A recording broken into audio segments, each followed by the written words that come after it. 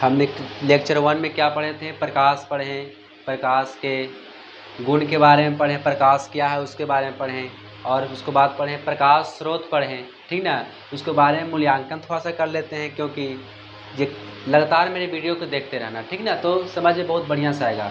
मूल्यांकन करते हैं कि हम बताए थे प्रादीप और अप्रादीप वस्तुएं। प्रादीप वस्तुएं किसे कहते हैं, ठीक ना, बताए थे कि जिससे प्रकाश निकले, जो प्रकाश देती है वस्तु से प्रादीप वस्तुएं कहते हैं।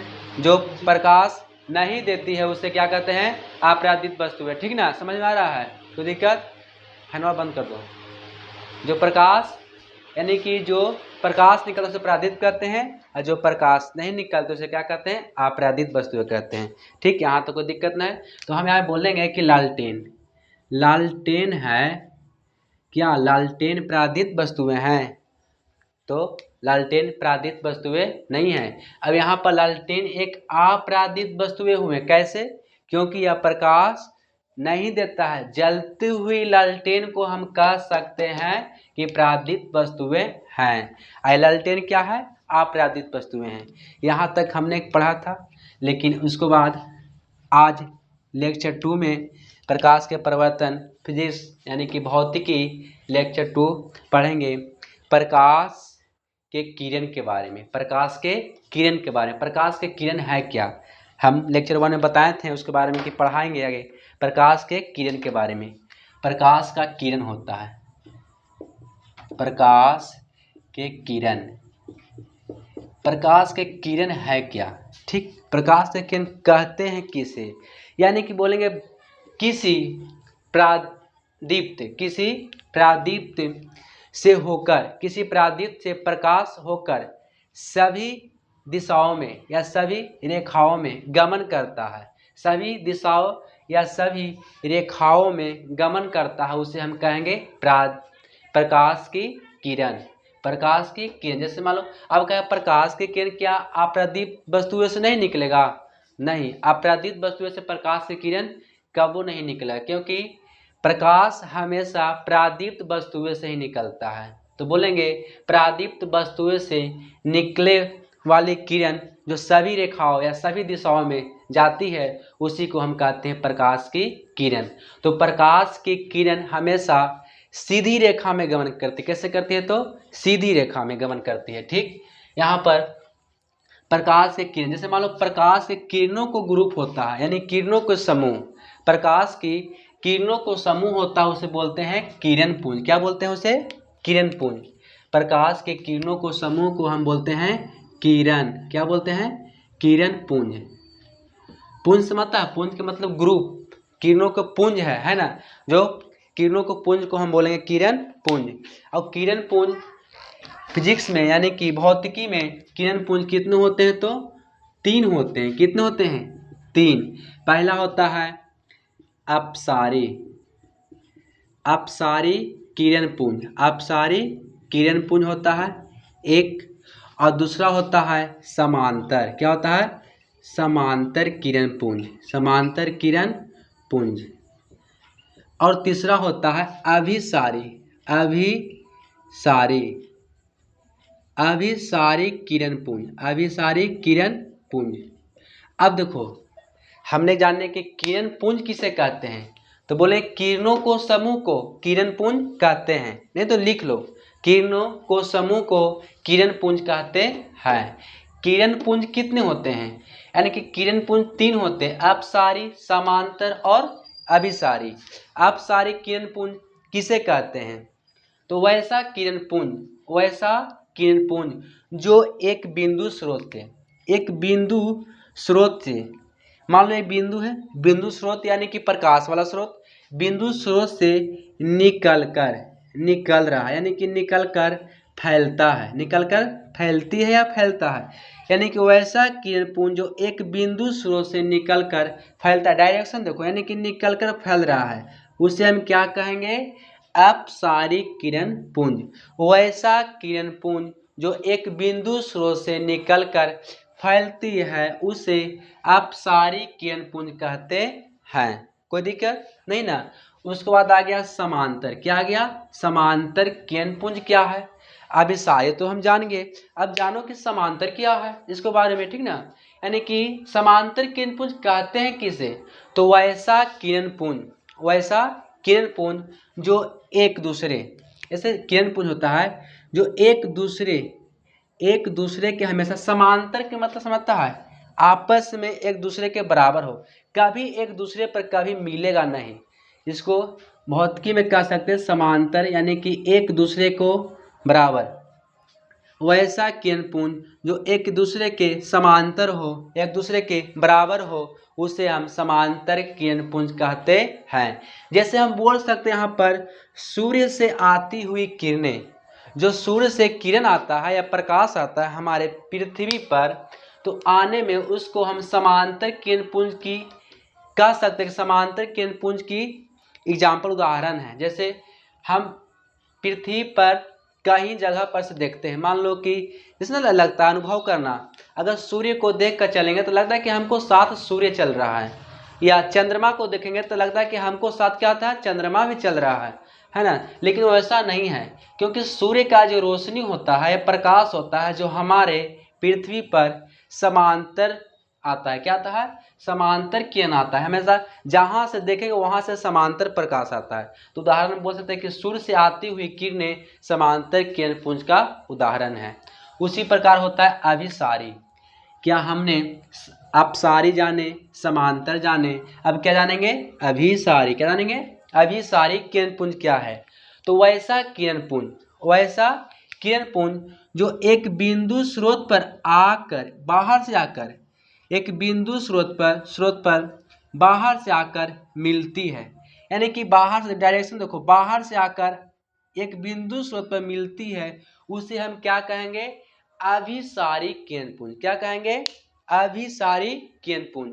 क्या यहाँ तो कोई दिक्कत नहीं ना। तो हमने क्या जाने, किरणपुंज जान गए, अपसारी किरणपुंज, समांतर किरणपुंज, अभिसारी किरणपुंज, यानी किरणपुंज के यही 3 प्रकार होता है, ठीक ना। इसको बारे में जान गया, प्रकाश के किरणें जान गया। और कोई दिक्कत हुआ तो कमेंट करना, ठीक ना। आगे क्या पढ़ेंगे, यहाँ तो हमने पढ़ लिया।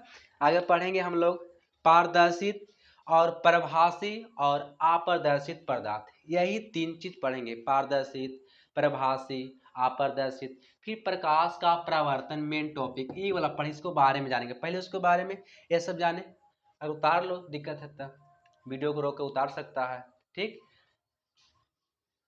अब आगे चल रहे हैं, आगे पढ़ेंगे पारदर्शित पदार्थ और अपारदर्शित पदार्थ पढ़ेंगे। क्या पढ़ेंगे, प्रकाश के किरण पढ़े ना, कोई दिक्कत है। आगे पढ़ेंगे पारदर्शित, पारभासी,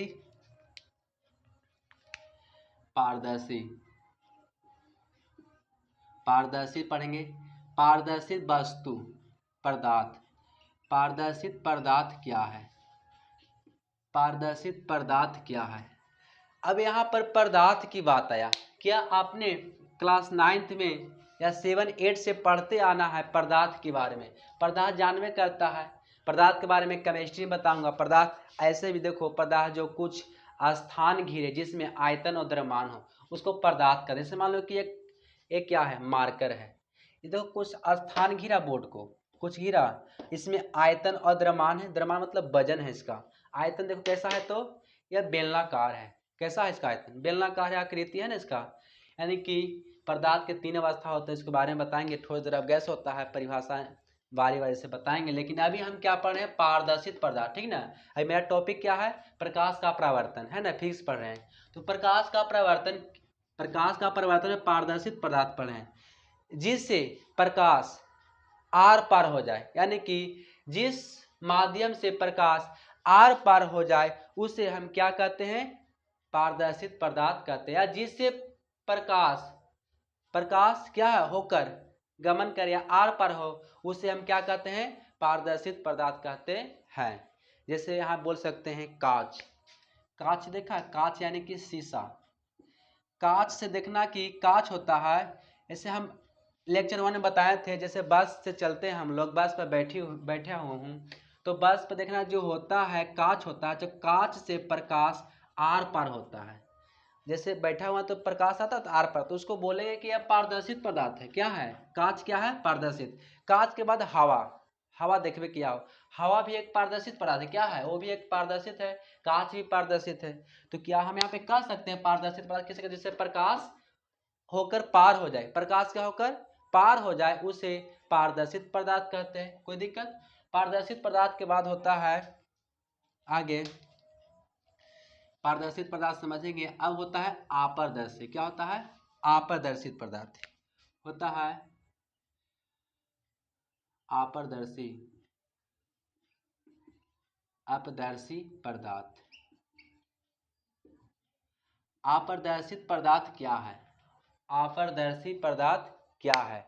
यानी कि जिसे अपारदर्शित पदार्थ पर है, जिसे प्रकाश नहीं पार हो, जिसे प्रकाश आर पार नहीं दिखे, उससे कहेंगे अपारदर्शित।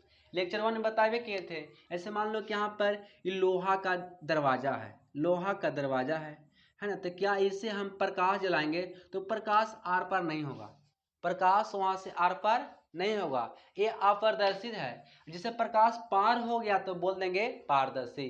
क्या बोलेंगे? पारदर्शी।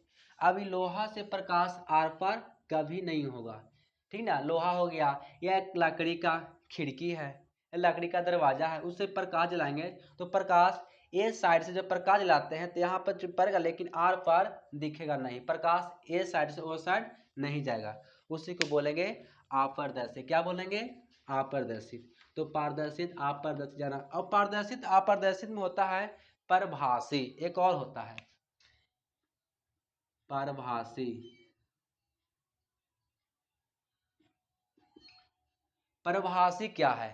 यानी कि परभाषी पदार्थ किसे कहते हैं, पारभासी पदार्थ किसे कहते हैं, इसी के बारे में पढ़ें, ठीक है ना। पारदर्शित पढ़ें, अपारदर्शित पढ़ें, अब पढ़ेंगे पारदर्शित पदार्थ। तो वैसा पदार्थ जिससे प्रकाश आसानी से, मतलब कम पार करे, जिससे प्रकाश कम पार करे, उसे बोलेंगे पारदर्शित पदार्थ। ऐसे आप बता सकते हैं प्रकाश कम पार होता है किस में, जैसे आप प्रकाश कम पार करना है, इसे बता सकते हैं कि कांच, कांच बोलेंगे तो घिसा हुआ कांच। कैसा? घिसा हुआ। मान लो घिसा हुआ कांच देखना कि प्रकाश कम पार करेगा, बहुत कम, उसे बोलेंगे परभाषी। क्या बोलेंगे? परभाषी। और जैसे तेल से लगा हुआ कागज, जैसे में कागज में तेल लगा हुआ, या तेल से घिसा हुआ कागज, तेल से घिसा हुआ कागज में भी प्रकाश कम ही पार करेगा, उसे क्या बोलेंगे हम? परभाषी। तो पारदर्शी, अपारदर्शी, परभाषी के बारे में जाना। कोई दिक्कत है? और कोई दिक्कत है तो बोलो, कमेंट करना, ठीक है। कोई दिक्कत रहेगा तो हम उस चीज को सुधारेंगे, ठीक। आगे अब मेरा मेन टॉपिक क्या है? प्रकाश का परावर्तन। क्या है? प्रकाश का परावर्तन। प्रकाश का परावर्तन है क्या? प्रकाश का परावर्तन कहते हैं किसे? प्रकाश का परावर्तन कहते हैं किसे? जब प्रकाश के किरण, जब प्रकाश के किरण, मान लो जब प्रकाश के किरण, मान लो यहाँ पर एक प्रकाश का किरण की टॉर्च है, टॉर्च हो गया प्रकाश का किरण, ठीक। जब प्रकाश का किरण किसी पारदर्शक, मान लो ये पारदर्शक, क्या है? पारदर्शक, पारदर्शक पदार्थ है।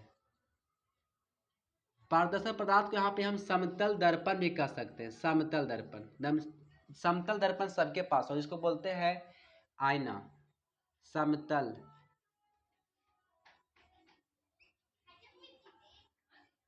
समतल दर्पण। अब देखो ये समतल दर्पण है, तो समतल दर्पण में देखना कि एक साइड, समतल दर्पण हमेशा कांच से ही बनता है, तो कांच का एक साइड कलाई की होता है, यानी कि एक साइड उसको हम एक कलाई, यानी कि रंजित करते हैं, क्योंकि एक साइड वाला कांच से अगर बंद कर देंगे तो हमारा प्रतिबिंब, जैसे हम लोग कांच में प्रतिबिंब अपना देखेंगे तो हमारा हूबहू प्रतिबिंब उसमें दिखाई देगा। तो समतल दर्पण क्या है? जो एक साइड कलाई की हो, है ना, एक साथ सतह कांच की, एक साइड कांच की एक साइड, यानी कि एक आकार एक साइड में, उसका क्या होता है? एक साइड में रंजित किया हो, उसी को बोलते हैं समतल दर्पण। अब यहाँ से समतल दर्पण की प्रकाश गया, देखो प्रकाश गया यहाँ पर, इस बिंदु पर गया प्रकाश गया, तो हम बोले कि जब प्रकाश के किरण किसी समतल दर्पण या किसी परावर्तक सतह पर पड़ती है और पड़कर पुनः वापस लौटती है। यहाँ से प्रकाश की किरण इस परावर्तक सतह पर पड़ा और पड़कर वापस लौटती है। लौटने की इस घटना को हम कहते हैं प्रकाश का परावर्तन। क्या कहते हैं? प्रकाश का परावर्तन। जब प्रकाश की किरण किसी परावर्तक सतह पर पड़ती है, पड़कर वापस लौटती है, लौटने के इस घटना को हम प्रकाश का परावर्तन कहते हैं। तो लिख सकता है, जब प्रकाश की किरण किसी परावर्तक सतह पर पड़ती है और पड़कर पुनः अपनी माध्यम में, जैसे पड़ा वैसी अपनी माध्यम में लौटती है, लौटने की इस घटना को हम प्रकाश का परावर्तन कहते हैं। अगर हम यहाँ से टॉर्च जलाए तो उसका यहाँ पर से तिरछा जाएगा। अगर यहाँ से जलाएंगे तो यहाँ से ऐसे, तो यहाँ से ऐसे आएगा। यानी कि जितना तिरछा जलाएंगे उसका प्रतिबिंब यानी कि प्रकाश रिटर्न उतना ही तिरछा जाएगा, और जितना नज़दीक से जलाएंगे उतना ही नज़दीक आएगा, है ना। और सीधा जलाएंगे तो सीधा आएगा उसका। और जलाना है तो किस पर? समतल दर्पण या पारदर्शक पर। जैसे हम लोग थाली देखा, थाली में भी पारदर्शक सतह होता है। थाली को हम चकमका सकते हैं धूप में। जैसे मान लो कि यहाँ पर खिड़की है, खिड़की से धूप आ जाती है, यहाँ पर थाली से हम इस पर परावर्तक सतह थाली में, यहाँ से प्रकाश आएगा, यह प्रकाश रिटर्न होकर हमारा रूम में मतलब इंजोरा करेगा, रूम में मतलब जाएगा, उसको कहेंगे प्रकाश का परावर्तन। जब प्रकाश से किसी परावर्तक से टकरा कर पुनः अपने ही माध्यम में लौटने की इस घटना को हम प्रकाश का परावर्तन कहते हैं। यहाँ तक दिक्कत? अब देखो जो यहाँ जाते हैं इसको बोलते हैं आपतित किरण। क्या बोलते हैं? आपतित किरण। यहाँ से गया जिसको बोलेंगे आपतित किरण। कहाँ गया? तो समतल दर्पण पर। यहाँ से गया आपतित किरण और रिटर्न लौटा, इसको बोलेंगे परावर्तित किरण। क्या बोलेंगे? परावर्तित किरण। और बीच में देखो एक लम्ब आता है। क्या आता है? लम्ब। इसको क्या बोलेंगे हम? लम्ब। क्या बोलेंगे? अभिलम्ब बोलो या लम्ब? अभिलम्ब। ये अभिलम्ब हो गया, ये हो गया अभिलम्ब। ये जो बिंदु है इसी को बोलते हैं आपतन बिंदु। क्या बोलते हैं? आपतन बिंदु। ये आपतन बिंदु हो गया, ये आपतित किरण हो गया, ये परावर्तित किरण हो गया। यानी कि आपतित किरण की परिभाषा कोई पूछेगा तो कैसे बताना है? जब प्रकाश किसी समतल दर्पण पर पड़ता है, पड़ने वाले किरण को हम बोलते हैं आपतित किरण। समतल दर्पण में देखो तो डायरेक्शन पड़ रहा है, इसको क्या बोलेंगे हम? आपतित किरण। जब प्रकाश से किरण समतल दर्पण पर पड़ता है या परावर्तक सतह पर पड़ने वाले किरण को हम आपतित किरण कहते हैं। और परावर्तित किरण, तो समतल दर्पण या परावर्तक सतह से लौटने वाली किरण को, समतल दर्पण या परावर्तक सतह से लौटने वाले किरण को हम क्या बोलेंगे? परावर्तित किरण। और जो बीच में दो एंगल बनता है, कोण। क्या बनता है? कोण बनता है, इसको बोलते हैं आपतन कोण। आपतन कोण, इसको आपतन कोण बोलेंगे, और इसको बोलेंगे परावर्तन कोण। परावर्तन कोण, आपतन कोण और परावर्तन कोण। देखो यही होता है। इसको बोलेंगे आपतन बिंदु। किसे कहेंगे? तो आपतन बिंदु की परिभाषा होगा, जैसे समतल दर्पण जिस सतह से आपतित किरण जिस बिंदु पर पड़ती है उसी बिंदु को बोलते हैं हम आपतन बिंदु। क्या बोलते हैं? आपतन बिंदु। अब बोलेंगे आपतन कोण। आपतन कोण किसे कहते हैं? ये जो कोण बना यानी कि अभिलम्ब के ए साइड वाला कोण, तो बोलेंगे आपतित किरण, आपतित किरण और आपतन बिंदु के बीच, अभिलम्ब के बीच, आपतित किरण और अभिलम्ब के बीच बना कोण को, आपतित किरण अभिलम्ब के बीच बना कोण को हम क्या कहेंगे? आपतन कोण। क्या कहेंगे? आपतन कोण। समझ में आया? चित्र देखेगा तो और आसान से समझ, चित्र पर ध्यान दो। उसके बाद होता है परावर्तित किरण। परावर्तित किरण किसे कहते हैं? तो बताइए कि जब समतल दर्पण यानी कि परावर्तक सतह या समतल दर्पण से लौटने वाली किरण को हम परावर्तित किरण कहते हैं। और परावर्तन कोण किसे कहते हैं?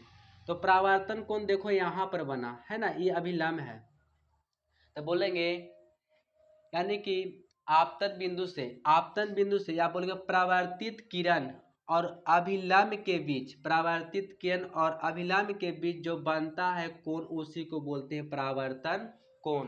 क्या बोलते हैं? परावर्तन कोण। समझ में आ गया। उसके बाद अभिलंब है, तो आपतन बिंदु से खींचा गया लंब को अभिलंब कहते हैं, या आपतन बिंदु से जो लंब खींचा गया उसको क्या कहेंगे, अभिलंब। ये हमारा लेक्चर 2 था। अब इसमें कहेंगे प्रकाश के परावर्तन के नियम होता है। प्रकाश का परावर्तन समझ गया, इस सब के परिभाषा भी समझ गया है ना। अगर नहीं समझ में आता दोबारा वीडियो देखो, अवश्य समझ जाएगा, ठीक, कोई दिक्कत नहीं ना। प्रकाश के परिवर्तन के नियम कहेगा, तो प्रकाश का परिवर्तन के 2 नियम होते हैं। कितने होते हैं, 2 होते हैं।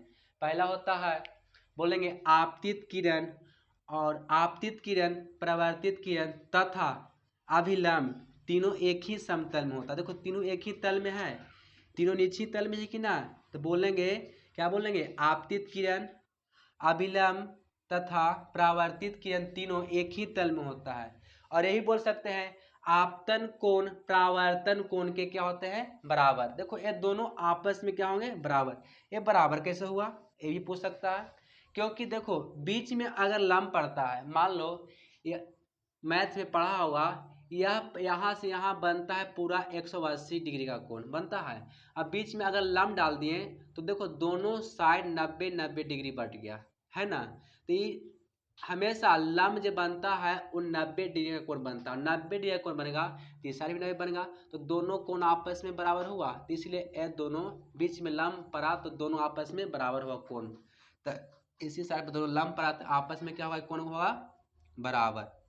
इसलिए बोल सकते हैं आपतन कोण और परावर्तन कोण बराबर होते हैं। यह प्रकाश का परावर्तन के दूसरा नियम था। अब नेक्स्ट पढ़ेंगे लेक्चर 3 में, कोई दिक्कत नहीं है, वीडियो रोक कर देख सकता है अभी, ठीक, उतार लो इसको।